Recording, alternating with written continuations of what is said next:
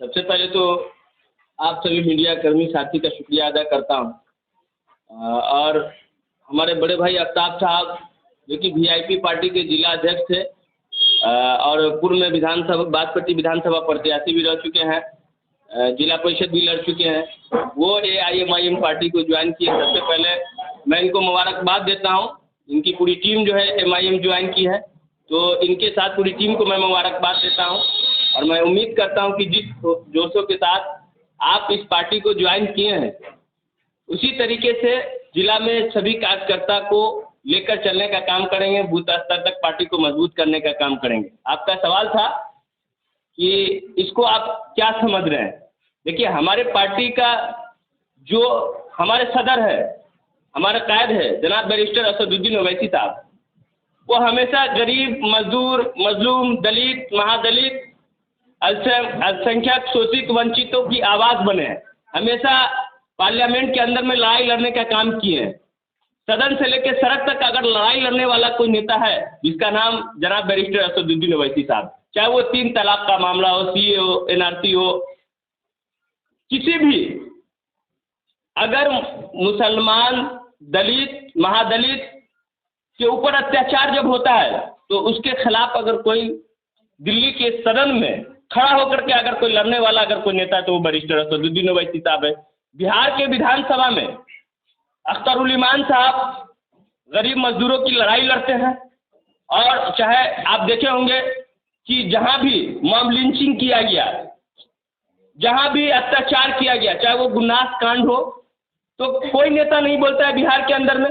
लेकिन एक ही हमारा नेता है जो जनाब अख्तरुल इमान साहब विधानसभा के अंदर खड़े होकर के शेर की तरह दहाड़ने का काम करते हैं। तो उनकी विचारों को लेकर के लोग प्रभावित होते हैं और लोग हमारी पार्टी को ज्वाइन करते हैं। अभी आपकी पार्टी मुसलमानों के मौजूदा हालात को किस तरह से? देखिए, अभी जो मुसलमानों की मौजूदा हालात है, इस पे सोचने की ये बात है कि सबसे पहले हमारे अंदर की जो कमी है उसको दूर करना होगा।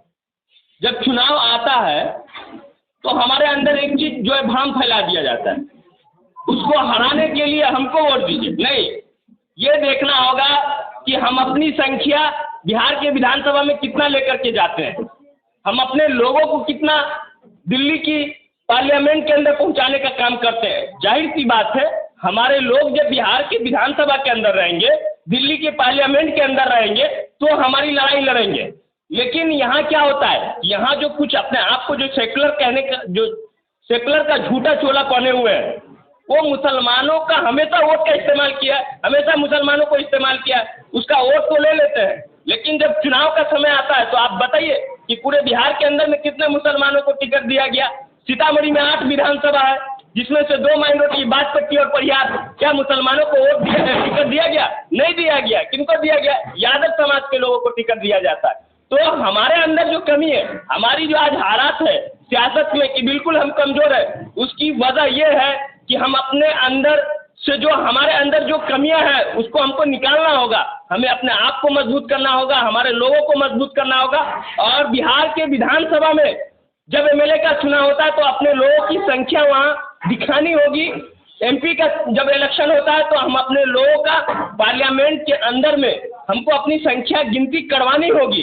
जैसे आप देखे होंगे कि पिछली बार जब हम लोग जो है MP का चुनाव लड़ रहे थे तो यहाँ कुछ लोगों ने 2020 के MLA का चुनाव था तो कुछ लोगों ने कहा अरे ओवैसी साहब से 2-4 जीत के क्या करेंगे। आप बताइए, पूरे बिहार के अंदर में RJD कितनी MP सीट निकाली?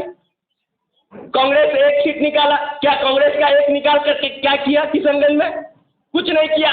तो बोलने वाला नेता को भेजना होगा, लड़ाई लड़ने वाला नेता को भेजना होगा। 1 और 2 से संख्या तो कम नहीं होगा। 1 अगर है, अगर वो बोलने वाला है तो 100 पे भारी है। तो क्या लगता है आप राम आलम को शामिल होने से इस क्षेत्र में आपकी पार्टी मजबूत होगी? बिल्कुल मजबूत होगी। आफ्ताब साहब जमीन से जुड़े हुए लोग हैं, लगातार जमीन पे काम कर रहे हैं। ये आए हैं तो सही बात है कि हमारी पार्टी मजबूत होगी, लोगों को जोड़ेंगे। और मैं इनसे उम्मीद भी करता हूं कि हमारे पार्टी का जो पैगाम है, जो हमारे कायद सदर बैरिस्टर असदुद्दीन ओवैसी साहब का पैगाम है, बिहार सदर अख्तरुल इमान साहब का पैगाम है, जो हमारे युवा प्रदेश अध्यक्ष आदिल हसन आजाद साहब का पैगाम है उसको घर घर तक लेकर के जाने का काम करेंगे।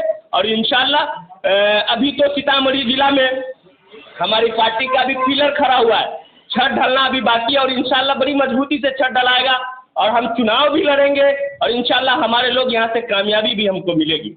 अब से पहले ये जिस पार्टी में थे, पार्टी ने इनको टिकट भी दिया था, उस पार्टी को छोड़ करके अब ये आपके पार्टी में शामिल होने आए हैं।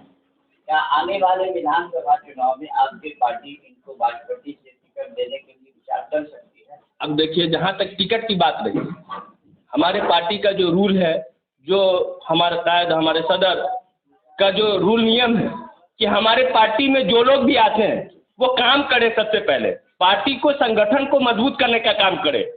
जो हर बूथ स्तर तक आप मेंबर बनाए, वहाँ मेंबरशिप ज़्यादा चलाए आप लोगों। जब संगठन हमारा मजबूत होगा तो जाहिर सी बात है जब चुनाव आएगा, जो लोग काम करेंगे, जो लोग लगातार जनता के बीच में रहेंगे, जो लोग लगातार मेहनत करेंगे पार्टी के लिए, हमेशा मेहनत करेंगे, उनको तो जो है सदर साहब हमारे टिकट देंगे ही। लेकिन अब रह गई बात की हम लोग का एक जो भी लोग पार्टी में ज्वाइन करते हैं, हम लोग पहले उनको बताते हैं कि आप पार्टी के लिए मेहनत कीजिए। हमारी कैपेसिटी नहीं कि मैं आपको टिकट दे सकता हूँ, टिकट देने का काम हमारे सदर बैरिस्टर असदुद्दीन ओवैसी साहब और बिहार सदर अख्तर उल इमान साहब की। हम लोग नहीं दे सकते, हम लोग आपका साथ दे सकते। आप आइए, संगठन को मजबूत कीजिए, पार्टी के लिए काम कीजिए। इंशाल्लाह समय आएगा, जो हमारे बड़े लीडर हैं उस पर विचार करेंगे, जो लोग मेहनत करेंगे उनका नाम आएगा। मुस्लिम थे वो दूसरा पार्टी है, मुसलमानों का वोट काटने का काम करती है और दूसरी पार्टी को जिताने का काम करती है, क्या कहना चाहिए? चलिए, आप बहुत अच्छा सवाल किए हैं। मैं आपको बता दूं, पिछली बार विधानसभा 2020 के इलेक्शन में हमारी पार्टी सीमांचल के अंदर चुनाव लड़ी। हम लड़े 19 पे, 5 जीते, 14 हारे।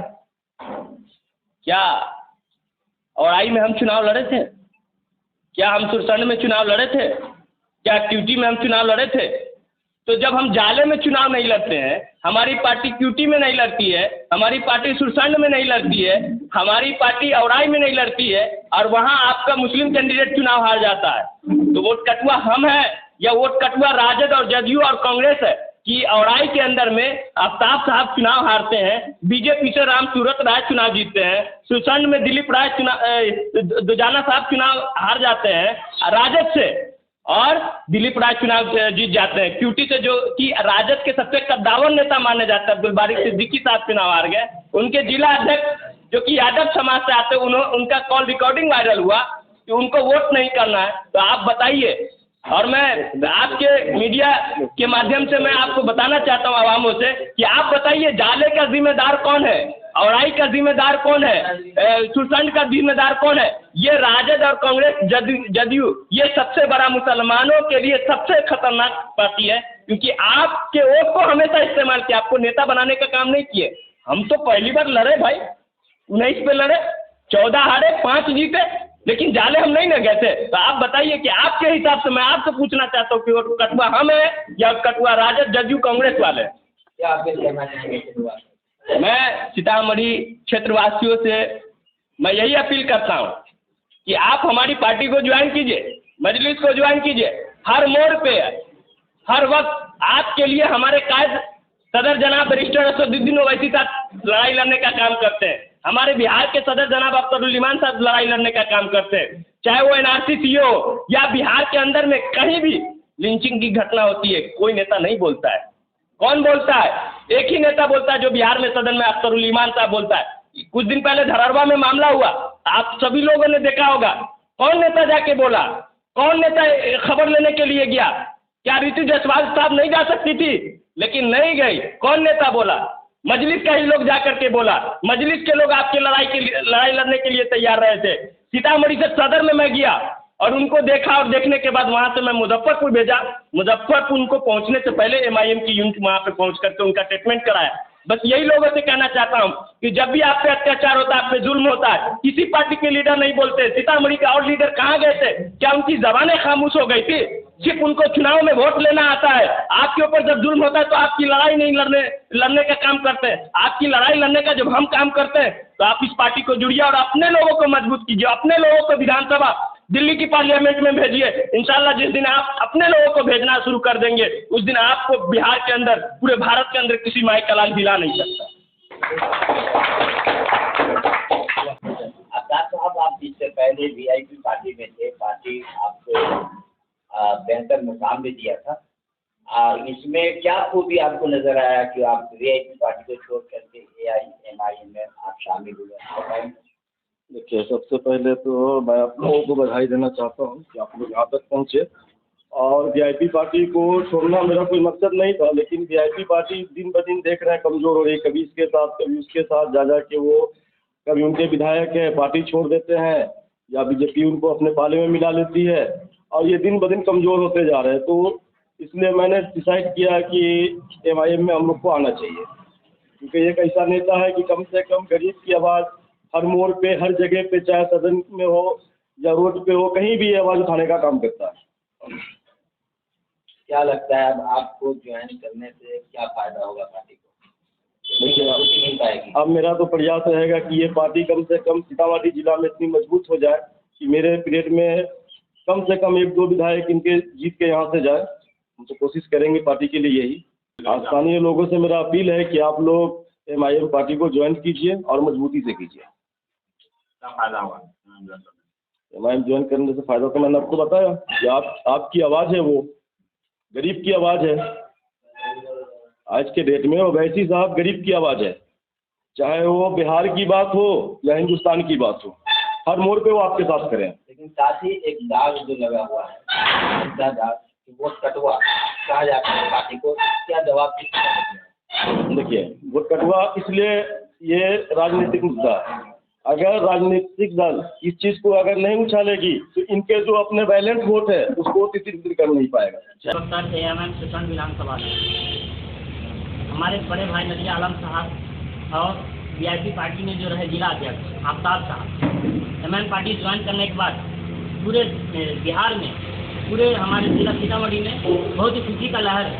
हमारे नजर आलम साहब बहुत मेहनत किए और उसी मेहनत के बदौलत ये फल मिला है कि हमारे आफ्ताब साहब इस पार्टी में आए हैं और इस पार्टी में आने के बाद इस पार्टी को और मजबूती मिलेगी और अख्तर उस्मान साहब को और मजबूती मिलेगी, जिससे हमारे बिहार में और इस पार्टी में परचम लहरेगा।